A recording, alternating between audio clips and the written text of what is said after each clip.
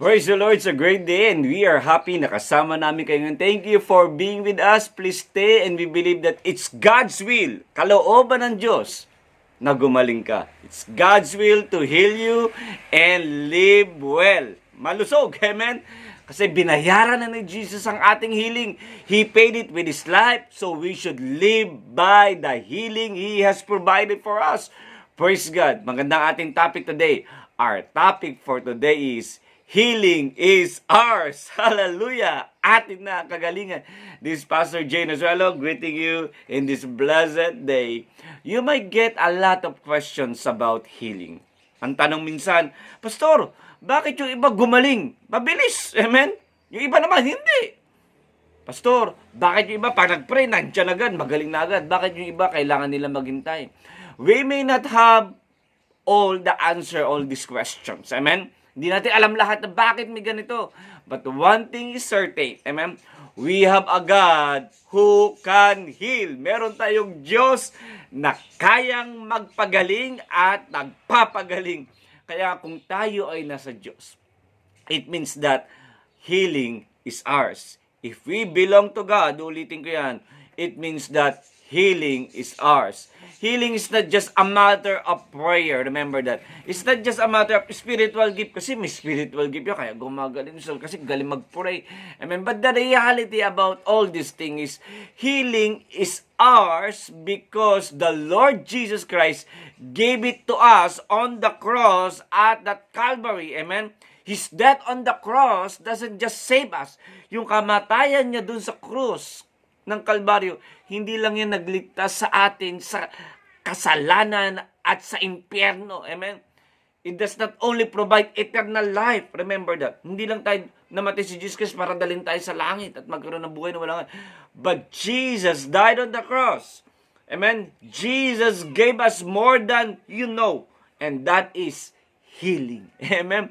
Binigay din ni Jesus Christ ang kagalingan doon sa cross na yan. Sabi na Isaiah 53 verse 4 and 5, ang liwanag na sinabi ng Scripture, surely He has borne our griefs and carried our sorrow. Yet we esteem Him stricken, smitten by God and afflicted. But He was wounded for our transgression. He was bruised for iniquities.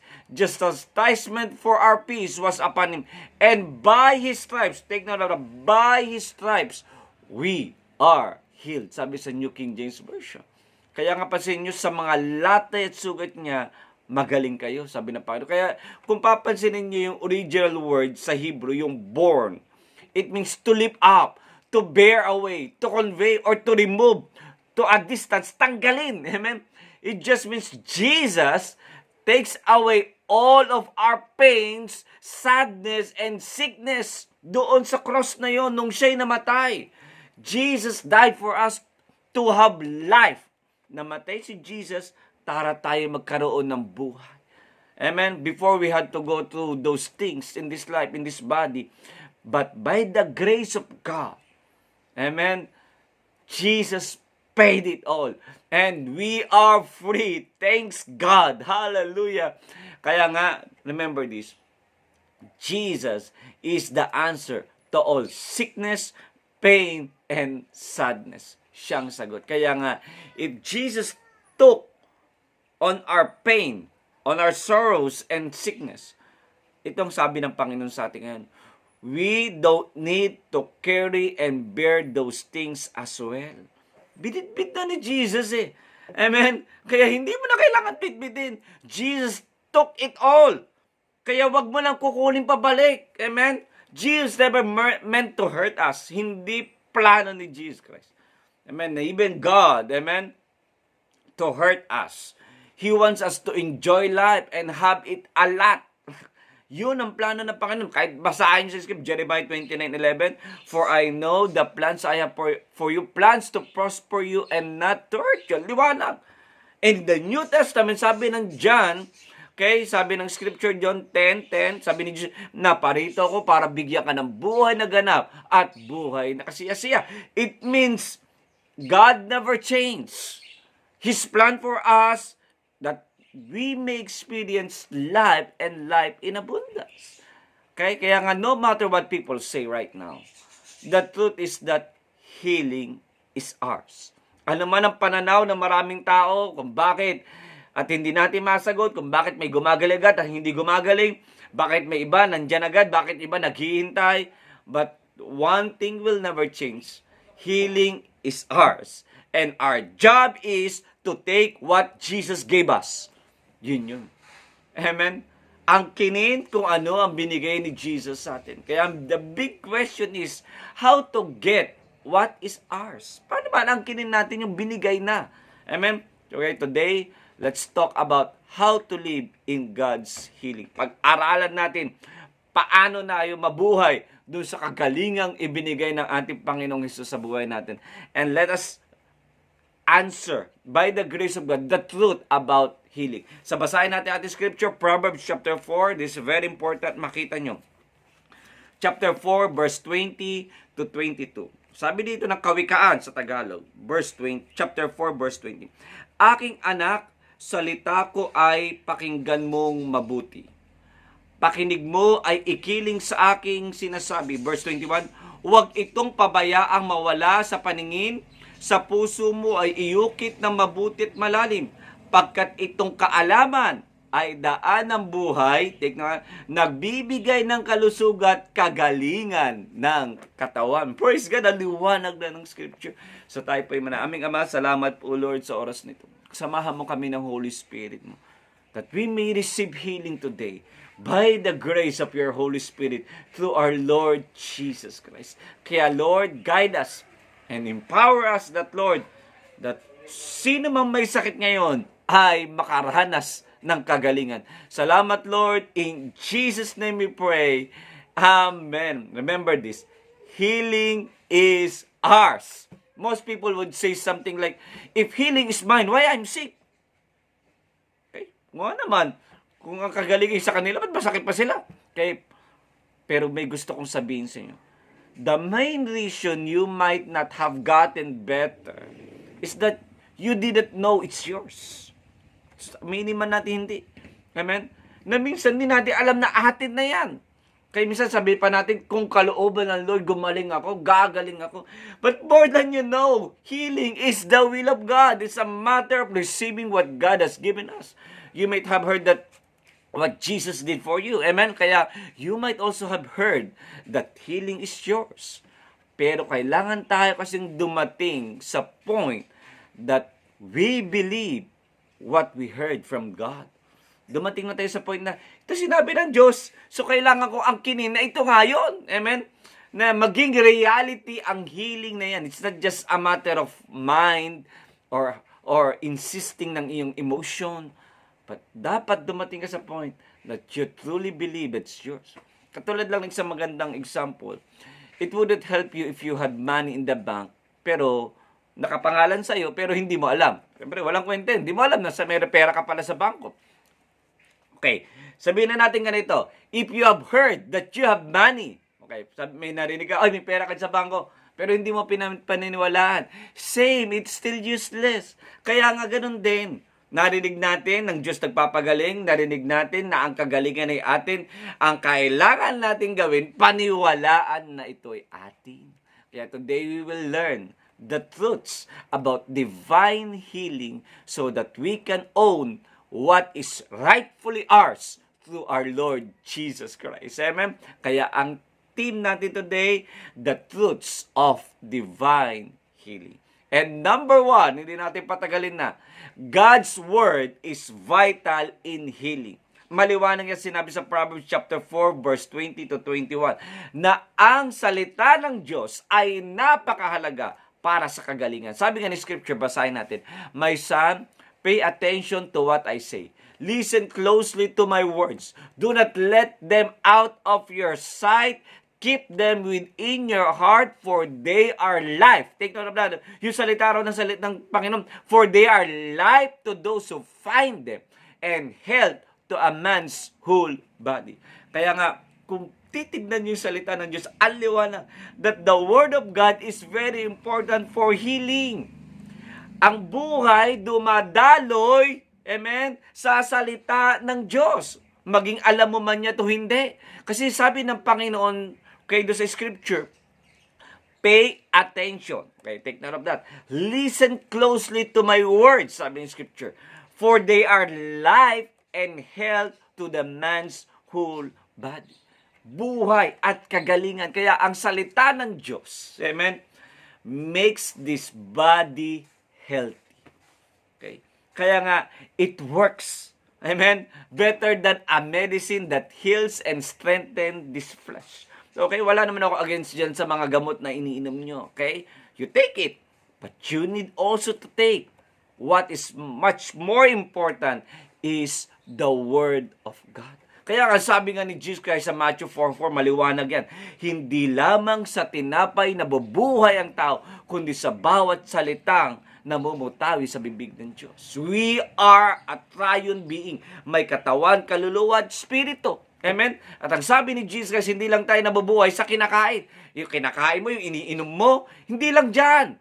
Amen? May something pa na kailangan ng katawan na ito because you're a spirit being. At ang kailangan mo ay salita ng Panginoon. Hallelujah! Kaya nga, if you think, okay, na yung iniinom mong gamot, nagpapagaling. Okay, siyempre, amen? We should also believe in God's Word. Okay? Which is even more powerful. Kung naniniwala ka sa iniinom mo, amen? Pag hindi tumalab, iinumin mo ulit. Pag hindi tumalab, iinumin mo ulit hanggang tumalab. Diba? That is how we do, okay, on medicines. Again, ulitin ko, I'm not against those things. But we need to see, amen, that the Word of God is the most important and powerful thing in this world. Okay? Kaya nga, okay, you need also to take the Word of God in your life. So you need to keep it in front of your eyes and let it in your ears. Kaya, to get better, okay, kung ikay masakit, gusto mo gumaling, o kaya na, kung gusto mo namang, kung ikay malusog ngayon, minsan kasi itong issue, pag malusog ka, hindi mo pinapahalagahan ang kalusugan mo eh. You do all things you want. Okay? And disregarding what God has said in His words. Kaya nga, if you want to get better and stay healthy, you need to pay attention to the Word of God and keep it in your heart. Hallelujah! Kaya sabi nga ng Psalms 107 verse 20, He sent His word and healed them and delivered them from their destruction. Pansin nyo, He sent His word and healed them and delivered them from their destruction. Makaliwanag na nakita niya yan. Amen? That ang una munang dumating is the Word of God. The Word of God came first, okay? Then, healing happens and freedom came. So if you want healing, dapat kailangan mo muna ng salita ng Panginoon. You need to hear the Word of God so we can get the most out of it. Sabi nga ng Mark chapter 4 verse 23 and 24, if anyone has ears to hear, let him hear. Then he said to them, take heed what you hear. With the same measure you use, it will be measured to you. And to you who hear more will be given more. So it is important that you listen to the Word of God because the amount you give in listening, in hearing, is the amount it will come back to you. Hallelujah! Kaya nga, the more you listen to the Word of God, the more you will get from it. Mas maraming benepisyo, the more you get in the Word of God. Kaya nga, this is that today, God is calling your attention. You have the choice to listen or not. Kaya nga, why is the Word of God the most important and powerful thing on earth? This is very important to hear. Bakit, Pastor? Because Jesus is the Word made flesh. Hallelujah! Sabi ka ng John chapter 1, and the Word became flesh. And who is that Word? That is Jesus. He is called the Word. Kaya that is very important reality na dapat natin makita. Na bakit Pastor mahalaga ito? Because when we honor the Word, we honor Jesus. Because Jesus is the Word. Hallelujah! Kaya in the beginning, sabi nga ni Scripture, okay, basahin natin maliwanag ito. In the beginning was the Word, and the Word was with God, and the Word was God. Take note of God. Okay? And the Word became flesh and dwelt among us. Sino yun? And we beheld His glory, and the glory as of only begotten of the Father, full of grace and truth. John chapter 1, verse 1 and verse 14. Sabi sa New King James Version. Kaya, ang liwanag. Okay? That's Jesus. He is the Word. Kaya nga, every time you take the Word, okay, you get on the Word of God, you are getting in Christ our Lord. Hallelujah! Kaya, alam niyo, yung universe na ito is created by the Word of God. Kaya di niyo lang napansin yan. But it is the truth. It is upheld by God's Word. Okay? And upholding all things by the Word, by His power. Sabi ng Hebrew chapter 1 verse 3. Kaya nga pansinin nyo, yung salita ng Diyos ay napakahalaga sa creation ng buong mundo. If you can imagine, can you remember, sabi ng Panginoon, nung linikha niya lahat, magkaroon ng liwanag, magkaroon ng mga gumagapang sa lupa, maghiwalay ang langit, ang papawid at ang lupa, maghiwalay ang tubig at ang lupa. Everything happens because God said it. Ganun yun. Kaya nga, ang salita ng Diyos, kaya nga ito, gusto ko lang dito, kung salita ng Panginoon, created everything. When the Word spoke His words, everything was created. The world responded. Same. God's Word is also important for keeping our body healthy and healed. Hallelujah! Kaya nga, kaya sabi ko kung kayang lumika ng salita, amen, what more it can do in our body. Kalala kasi natin, letra-letra lang. Pag tinitignan mo yung salita ng Lord, letra-letra lang eh. Amen, parang libro lang eh. Amen, na nagbabasa ka lang eh. Parang dyaryo lang eh, pastor. Parang comics lang eh. Okay? But it's more. It has power. If God's Word can create the world, amen, how much more can it create your flesh, that body? Kaya nga, you can improve your life when you put the Word of God in this life. Mababago yan. Kaya, God is telling you, God's Word is important, is vital in healing. That's number 1. Hallelujah. And number 2, okay? Let's proceed to the second point. Healing is non-negotiable. Take note of that. Healing is non-negotiable. It means it's unchanging. It's fixed. In other words, para mas madali, healing is God's will. Kalooban ng Diyos ang healing.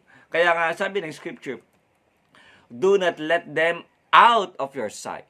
Keep them within your heart, for they are life to those who find them, and health to a man's whole body. So, ang liwanag na sinabi ng scripture doon, being healed is a good thing. Amen? Maganda na gumaling. And God wants you to be healed from all kind of diseases and sickness. Okay, it's not a joke. Totoo yan. It's about, think about that. God let Jesus be beaten, nailed to the cross, and sent to punishment just to make you well and right with God. Sabi ng Isaiah 53 verse 4 and 5. Kaya nga, malaking issue sa Diyos ang pagiging malusog mo at maayos mo. Because He allowed Jesus to die on that cross. Amen? To give you a good well-being. Kaya being well is a big deal with God. Okay? It's a matter of grace that our Lord Jesus Christ given us. So, God does not want you to get sick. You need to believe that. Ayaw ng Panginoon na may sakit ka. Bakit? He has given Jesus to make you heal. Okay? Kasi kung healing is not God's will, take note of that. E di ang lahat ng doktor na tumutulong sa tao na gumaling, amen, at maging maayos, ay wala sa kalooban ng Lord. That is the implication of it. They are not doing the will of God. Ibig sabihin kung ganon. So, ngayon, liniliwanag ng scripture ng Panginoon that healing is a will of God.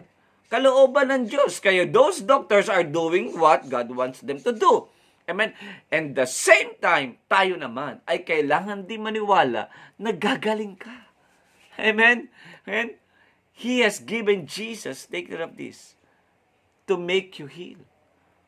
So, what is the problem right now? Anong problema? Okay, number one, the problema kung bakit minsan we are hard time getting our healing and stay healthy is number one. Okay, one thing that keeps you from getting better is not accepting that is the will of God for you to be better. Yun ang nagiging issue. Hindi natin tinatanggap na kalooban ng Diyos. Di ba naririnig nyo madalas ito? Sinasabi natin madalas, okay, na kung kalooban ng Diyos na pagalingin ako, gagaling ako. O, di ba? Take note of that. If it's God's will, I will have it. Okay? So, ibig sabihin, hindi natin nauunawaan na ang healing ay kalooban ng Panginoon. And nandoon ang problema. Kasi kung hindi mo alam kung gusto ba ng Diyos na gumaling ka o hindi, hindi mo pwede angkinin ng isang bagay. Nasa'yo na. And faith cannot work on that thing. Anong tawag doon? That's what is called doubt. Amen? Kaya nga sabi sa Matthew 13 verse 58, now, he did not do many mighty works there because of their unbelief. Oh, sabi ni Scripture yan. Na hindi gumawa ang Diyos na maraming himala sa isang lugar kasi sa kanilang duda. Kaya ganun din. What hinders us to receive the will of God regarding healing is our doubts about healing. It's about doubt in the Word of God, our doubt about God, our doubt about Jesus. You need to believe that God wants you to heal. If you want to get better, kalooban ng Diyos na gagaling ako. Okay, kaya pag ikay may sakit, huwag mo ini-imagine na mamamatay ka. Imaginein mo, babangon ka sa sakit na yan, lulusog ka, lalakas ka, mabubuhay ka, pagagalingin ka ng Lord, at ikaw ay magaling na sa pangalan ni Jesus. Remember, ang kagalingan ay regalo ng Diyos sa atin sa pamamagitan ni Jesucristo.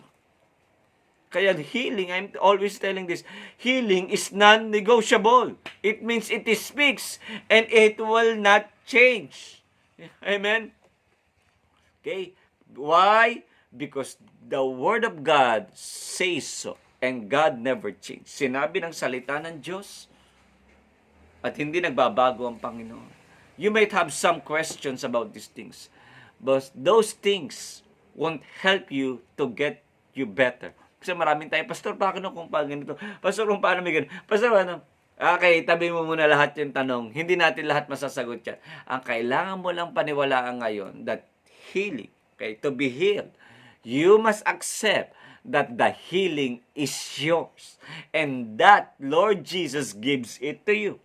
Dapat dumating ka sa punto na. Tanggapin mo. Amen? Nang kagalingan ay sa'yo na. At ang Panginoong Jesus ay ibinigay sa iyo. Kaya nga, hearing the Word of God is the best way to get rid of doubts. Babalik ka pa rin talaga sa salita ng Diyos. Okay? Kaya nga, that is why the Word said, do not let them out of your sight. Sabi ng Proverbs chapter 4, keep them within your heart. Itago mo sa iyong puso. Proverbs 4 verse 21. Kasi yung salita ng Panginoon will remove doubts in your mind. Kaya it will flush things out. It will clear this thinking. Amen? Kaya nga, putting God's Word in front of us and keeping it in your heart will change the way we think and the way we live.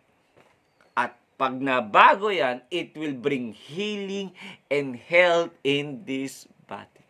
Kaya nga, make the Word of God your final authority in your life. Pag sinabi ng Lord, sinabi ng Lord. Amen? The Word of God never change. Sabi nga, mawawala ang lahat. Pero ang salita ng Diyos ay mananatili doon. It's also non-negotiable. Amen? Things may not always look like what the Bible says. Minsan tinitignan natin, Pastor, parang yung sitwasyon ko hindi naman katulad sa sinasabi ng Bible eh. Tandaan nyo, God said that things are His ways, so they will have to change to fit the Word of God, to fit what God has said. Kaya kung kayo pa man ang sitwasyon ngayon, okay, parang pastor, parang malabo na pastor, parang ganito na pastor, keep on the Word of God. Stay on the Word of God. Amen? Kasi ito non-negotiable to, hindi magbabago ito. But those things can change. And by the power of God, those things, those situations that are happening to you, okay, needs to change to fit on the Word of God. That's how the power of the Word of God works in us. Kaya when God first made the world, pansinin nyo, it was empty. Wala lahat. But when God spoke the word, amen, the world shook to make what God had said to happen. Nag-adjust ang mundo para mangyari sinabi ng Panginoon. Ganun din.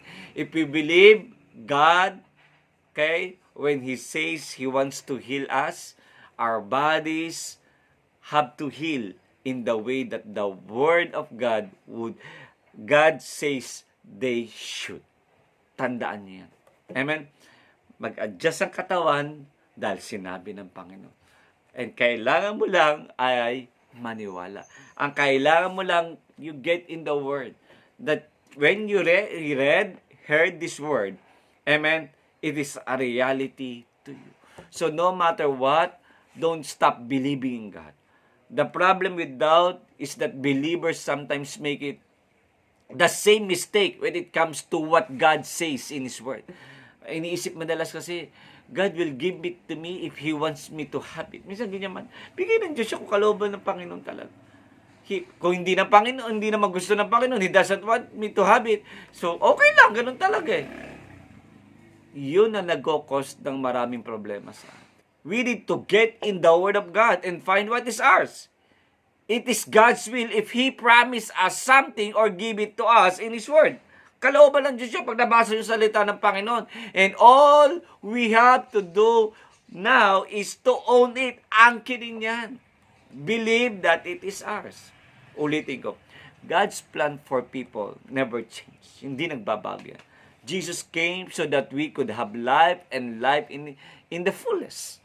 He died on the cross to free us from curse, sin, and death, and bring healing, freedom, and prosperity in our lives. Hindi nagbabago yan. Kanina ko pa sinasabi sa inyo. Kaya it never changes. Healing still belongs to you. It belongs to us. Hallelujah! That's number 2.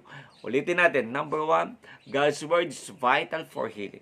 And number 2, healing is God's will. Healing is non-negotiable. Amen? And number 3, healing has a prescription. May reseta rin ng Panginoon. When in terms of healing, sabi ng Scripture, my son, give attention to my word. Incline your ear to my saying. Do not let them depart from your eyes. Keep them in the midst of your heart. For they are life to those who find them and health to all their flesh. Ang liwanag na sinabi ng Proverbs chapter 2 verse 20 to 22. So kaya nga, if you go to the doctor because you're sick, hindi ka na mapunta sa doctor kung wala ka sakit eh, may bibigay sila ang reseta. They will give you prescriptions to take. Ito, inumin mo to, 3 times a day, etc., etc.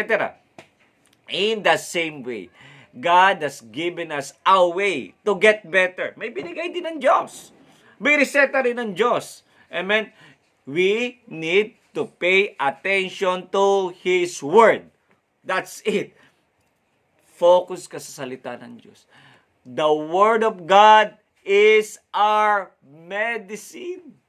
Sabi ng Scripture, pay attention for they are life and healing to your body. Hallelujah! Kaya the Word of God always comes first before healing. Kasi maasa tayo na, sige Lord, pag pinagaling mo kung magbabasa ako ng Word. Hindi pwedeng ganun. Magbasa ka muna, you get in the Word and healing follows. Because your faith, okay, you need faith to be healed. Kailangan mo ng pananampalataya para gumaling. And you get faith by hearing the Word of God. Sabi ng Romans chapter 10 verse 17. Kaya interlink sila. Hindi sila pwedeng maghiwa-hiwalay. Magkalink sila, magkadugtong talaga sila. Magkasama sila, hindi sila pwedeng paghiwalayin. Kaya ang salita ng Diyos ay kasama sa kagalingan. Kaya nga, healing belongs to you, but you have to receive it. Amen? Kaya to get something you can't see, okay, remember, kung mga bagay na meron kang gusto at hindi mo nakikita, isang bagay kailangan mo, you need faith. And faith can't grow without God's Word. Kaya yan yung very interesting part dyan. Kaya nga, magkakasama talaga sila. This is why it is important to pay attention to the Word of God. Kaya nga, sabi ng Scripture, when you say pay attention, you are willing to listen and do what it says. Maliwanag yun. Amen. Handa ka makinig at gawin yung sinabi ng Panginoon. Take note of that. Ulitin ko. when you pay attention at nalaman mo ang katotohanan, hindi ka nag-stay lang na alam mo. You need to do it. Kaya nga, if you're sick or don't want to be sick, ulitin ko yun, kung ikay may sakit na o kaya taong ayaw mo magkasakit, the prescription is the same. Begin to meditate on the Word of God. Make it personal. Speak the Word of God in your life. If you like, amen, pwede ka rin tumayo doon sa salamin, sa iyong mirror, and tell yourself that you are healed in the name of Jesus. Hallelujah. Kaya naman, magbasa ka ng healing scriptures. Every day, search the Word of God about healing scriptures. Amen. To strengthen your faith and make the Word of God the most important thing in your life. Mas mahalaga pa yan sa bank account mo. Remember that grace is what saved us and healed us.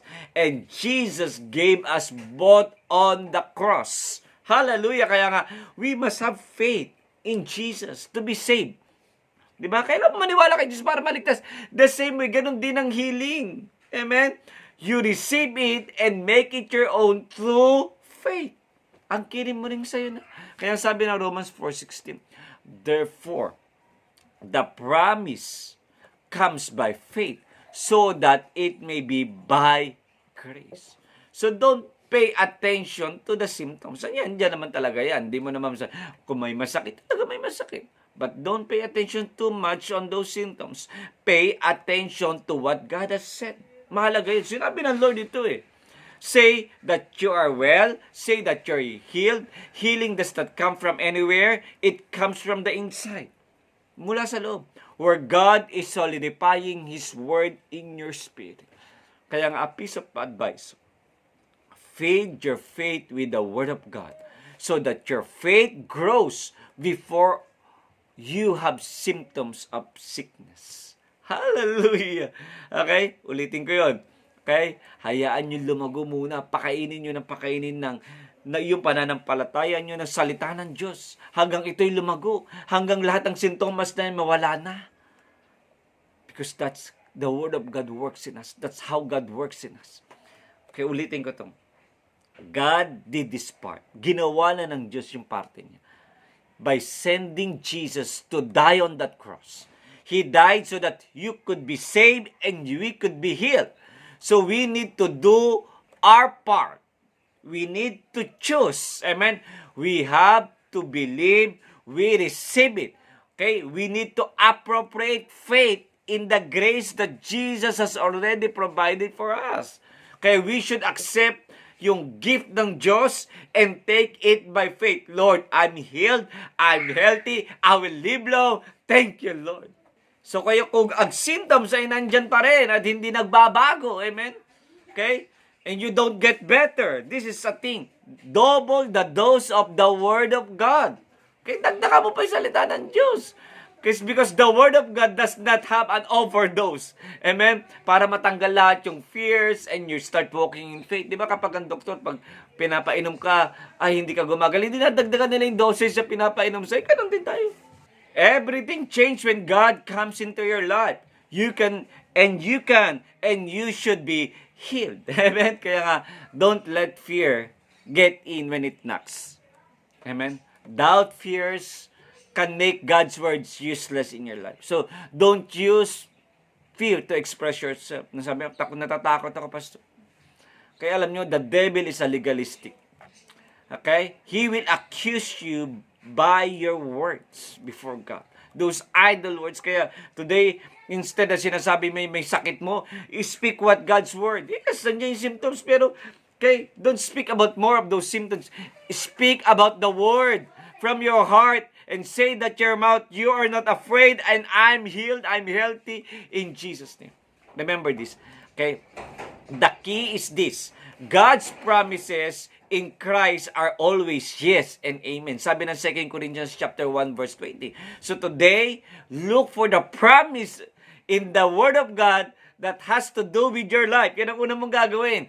Believe and speak it as if it's already yours. It's already reality in your life. And you will have it. Hallelujah. Kaya nga yung salita ng Diyos is the answer to your prayer. So put your confidence in the Word of God. Don't forget to take your prescriptions daily. And the prescriptions is the Word of God. Hallelujah! Kaya bilang pangwakas, so ito'y tanong. Pastor, paano kapag yung healing hindi mangyari? Amen? So, if healing does not manifest, doing all the truths of healing, amen? Si Jesus specifically called out kay yung hindrances ng faith. And this is the two things that hinders healing to happen in our life. Okay, una, checkin nyo. Doubts. May duda ka bang gagaling ka? Lulusog ka, mabubuhay ka? Kasi kung may duda ka, mahirap mangyari. Pangalawa, and this is mostly I saw sa mga taong pinagpipray ko madalas about healing. Unforgiveness. That is the main issue. Sometimes you don't receive. Amen? From God, because ang laman ng puso natin ay puro galit at sama ng loob. Kaya nga today, pray to overcome those things if you want healing to happen in your life.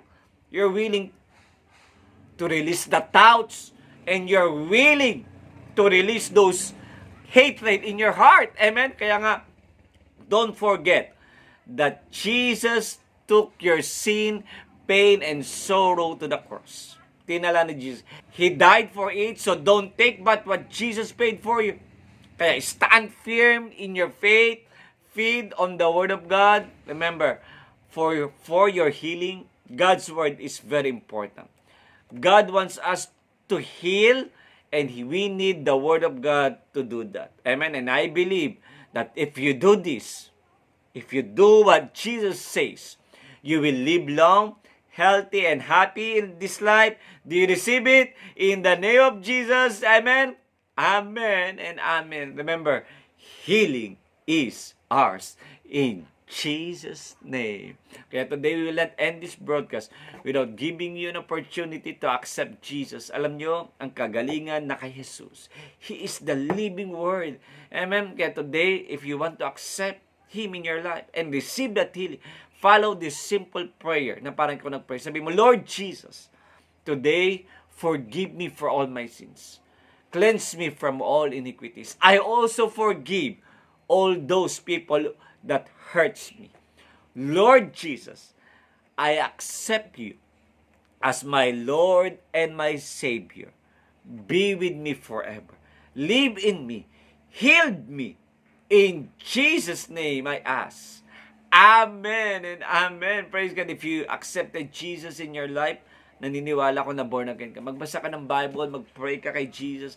Attend ka ng church na magtuturo na si Jesus ay Panginoon at naniwala ko, this life will never be the same again. Praise God. Let's pray. Father God in heaven, thank you for the opportunity to preach about healing.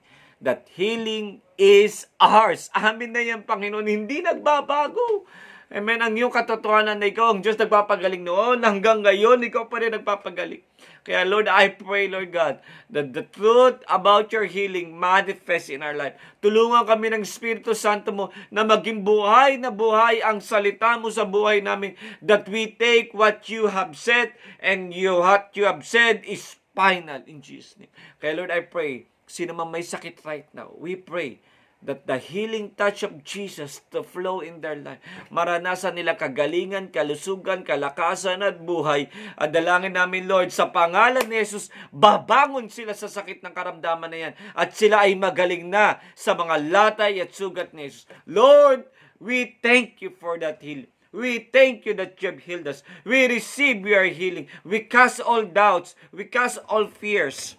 We cast it out in the name of Jesus. And we declare your touch and healing is flowing right now in our body in Jesus' name. Thank you, Lord, for that grace. We receive it in Jesus' name.